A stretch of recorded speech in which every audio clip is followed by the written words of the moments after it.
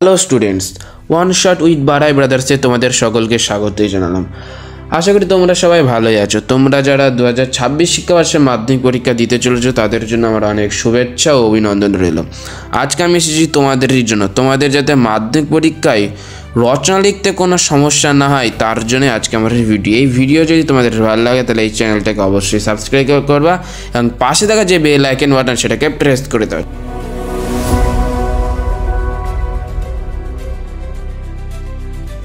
চলো দেখা যাক আজকে আমার ফার্স্ট পয়েন্ট কি বলছে। ফার্স্ট পয়েন্ট বলছে আমার বিজ্ঞানের নির্ভরতা ও তার সংকট। এবং বিজ্ঞানের ভালো মন্দ আমরা সবাই বিজ্ঞান সম্পর্কে আলোচনা করি। বিজ্ঞান কি? বিজ্ঞান এমনই একটা জিনিস যেটাই বর্তমান যুগে মানুষের একটা গুরুত্বপূর্ণ হাতিয়ার।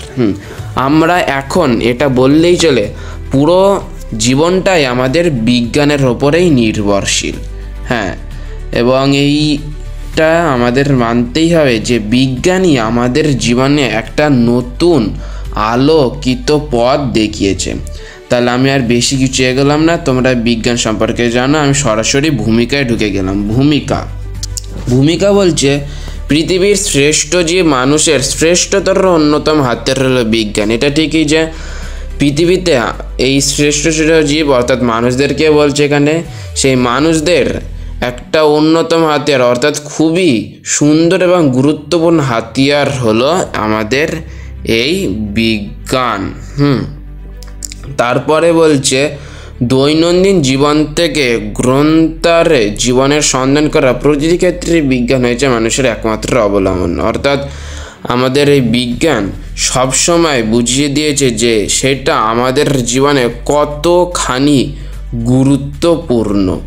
ঠিক আছে, এবং তারপরে বলছে কিন্তু সব ক্ষেত্রে মানুষের বিজ্ঞান নির্ভরতা কখনো মানুষের আবেগ, অনুভূতি, পারস্পরিক সম্পর্কে ক্ষেত্রে সংকট তৈরি করে দিচ্ছে। অর্থাৎ এই বিজ্ঞানের অনেক সময় খারাপ ব্যবহার করার ফলে বিজ্ঞান এই বিশ্বে একটা বিপদ তৈরি করে নিয়ে আসছে। আমরা সবাই জানি যেরকম করোনা ভাইরাস ইত্যাদি নানা রকম ভাইরাস এই বিজ্ঞানের খারাপ ব্যবহার করার ফলেই এই পৃথিবীতে এসেছে। তাই এই বিজ্ঞানকে আমাদের সবসময় সচেতন হয়ে সাবধানে ব্যবহার করতে হবে। ঠিক আছে, তাহলে ভূমিকার এই পয়েন্টটা বোঝাতে তোমাদের অতটা কোনো সমস্যাই নেই, তোমরা এটা বাড়িতে গিয়ে একবার দেখে নেবে। আমি সরাসরি ঢুকে যাচ্ছি তার পরের পয়েন্ট, বিজ্ঞানের অবদান। বিজ্ঞানের অবদান বলছে আজকের গোটা মানব সভ্যতায় বিজ্ঞানের অবদান। ঠিক আছে, এটা ঠিকই যে আজকে পুরো মানুষ অর্থাৎ মনুষ্য জাতি পুরোটাই বিজ্ঞানের ওপর নির্ভরশীল। আমাদের প্রতিদিনের জীবনে সকাল থেকে সন্ধে বিজ্ঞানকে সঙ্গে নেই মানুষ চলে। এটা ঠিক, আমাদের ঘুম থেকে ওঠার পর থেকে ঘুমাতে যাওয়ার আগ পর্যন্ত আমরা পুরোটাই বিজ্ঞানের ওপর নির্ভরশীল হয়ে চলি। আমরা সারাদিন পুরো বিজ্ঞানের উপরে নির্ভরশীল থাকি এবং এই বিজ্ঞান এই সারা পৃথিবীতে একটা নতুন মোড় ঘুরিয়ে দিয়েছে, যে মোড় এখানে পৃথিবীকে আলোকিত পথের দিকে অগ্রসর করে তুলছে। হ্যাঁ, যেমন শরীরে অদৃশ্য ডানা লাগিয়ে মানুষ এখন অনায়াসে চলে যেতে পারে পৃথিবীর যে কোনো প্রান্তে। অর্থাৎ এই বিজ্ঞানের ব্যবহার ফলে আমরা যে সমস্ত উন্নত মানের যন্ত্রপাতি আবিষ্কার করি, যেমন রকেট, এরোপ্লেন, হেলিকপ্টার, ট্রেন ইত্যাদি নানা রকমের জিনিস, রকেটের সাহায্যে আমরা পৃথিবী থেকে মহাকাশে চলে যেতে পারি এবং বিজ্ঞানীরা পৃথিবী থেকে অন্যান্য মহাকাশে গিয়ে নানা পরীক্ষা নিরীক্ষা করে অন্যান্য গ্রহতেও যেতে পারে এবং হেলিকপ্টার, এরোপ্লেন ইত্যাদির সাহায্যে আমরা সহজেই আকাশপথে এক জায়গা থেকে অন্য জায়গায় চলে যেতে পারি কম সময়ে ইত্যাদি নানা রকমের বিজ্ঞানের আমরা ব্যবহার জানি।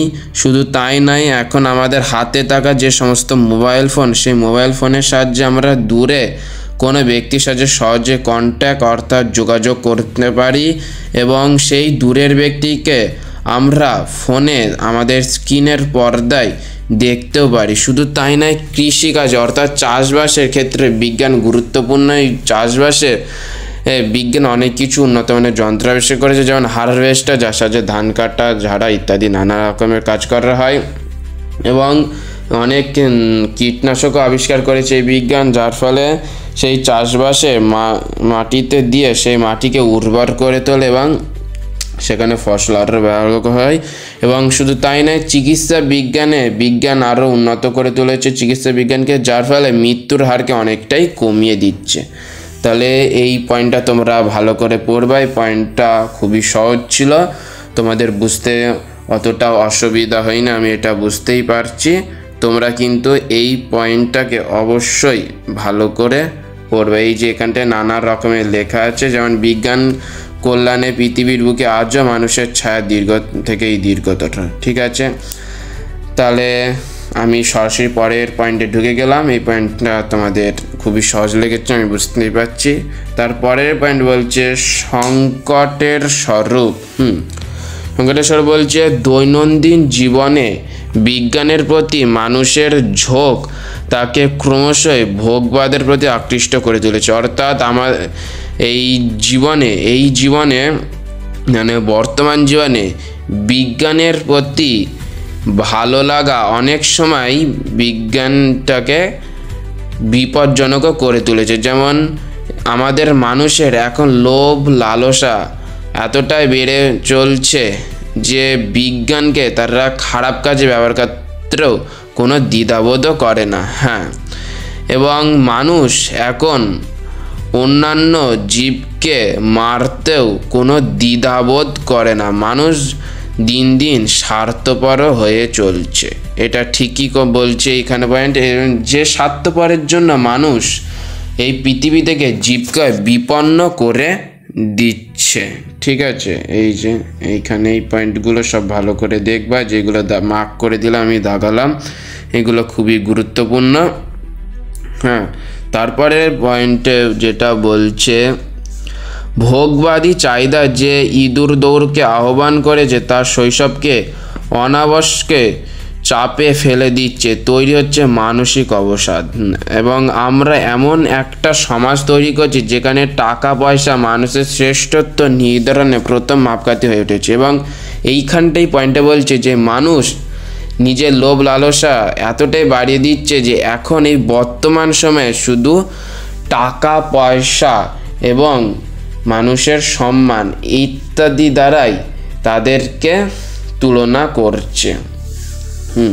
এবং তাছাড়াও বলছে যে প্রযুক্তির প্রতি অতিরিক্ত নির্ভরতা মানুষকে যন্ত্র মানবে পরিণত করেছে। এবং বলছে যে প্রযুক্তির প্রতি অতিরিক্ত নির্ভরতা মানুষকে যন্ত্র মানবে পরিণত করছে।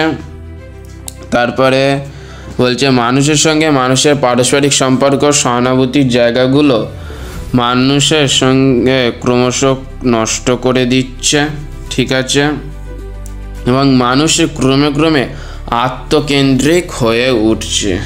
মানুষ ক্রমে আত্মকেন্দ্রিক হয়ে উঠছে। আমি কিন্তু যে সব জায়গাগুলো মার্ক করছি এগুলো কিন্তু অবশ্যই দেখবে, কারণ এটা কিন্তু আমার মাধ্যমিকের জন্য ইম্পর্টেন্ট একটি রচনা। তারপরে আমি সরাসরি হয়ে যাচ্ছি আবার লাইনে, সাইবার ক্রাইমতে আধুনিক সমাজে সর্বস্তরে আতঙ্কের বিষয় হয়ে উঠছে। ঠিক আছে, এবং টুইটার, ফেসবুক ইত্যাদি সোশ্যাল মিডিয়া ব্যবহারে করেও নানা ধরনের অপরাধ সংগঠিত হচ্ছে। নানা ধরনের সংকটও হচ্ছে এখানটাতে।